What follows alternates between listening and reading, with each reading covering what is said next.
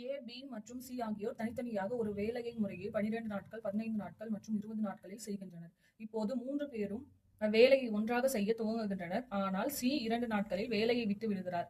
எனில் ஏவும் பியும் மீதமுள்ள வேலையை டேஷ் நாட்களில் முடிப்பர்னு கேட்டிருக்காங்களா? ஃபர்ஸ்ட் கொடுத்துருக்கிறதுக்கு எல்சிஎம் கண்டுபிடிப்போம்.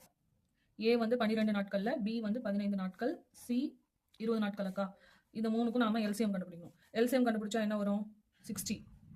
இப்போ 60 divided by 12 வந்து நமக்கு 5 60 divided by 15 4 60 divided by 20 3. இது வந்து A ஓட ஒரு நாள் வேலை 5, B ஓட ஒரு நாள் வேலை 4, C ஓட ஒரு நாள் வேலை 3. 3 பேர் சேர்ந்து செஞ்சா ஒரு நாள் வேலை எவ்வளோ? இது மொத்தம் ஆட் பண்ண என்ன வரும்? 12. இது வந்து 3 பேரோட ஒரு நாள் வேலை. இது 60ன்றது வந்து மொத்த வேலை. இப்போ ஃபர்ஸ்ட் 2 நாட்கள்ல ஏ, பி, சி 3 பேரும் ஒன்னா 2 நாள் வேலை செய்யறாங்களா? அப்போ அந்த 2 நாள் வேலை வந்து நாம கண்டுபிடிக்கணும். ஏ பிளஸ் பி பிளஸ் சியோட ஒரு நாள் வேலை வந்து 12.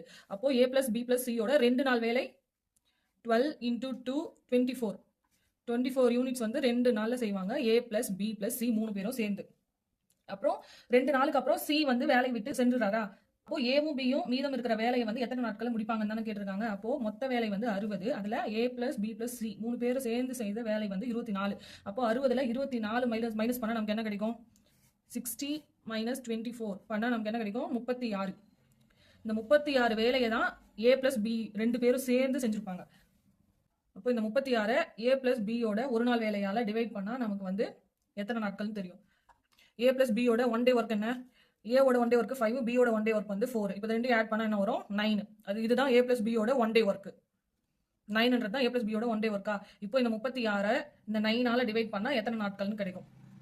36/9 கேன்சல் பண்ணா நமக்கு என்ன கிடைக்கும்? 4 நாட்கள்.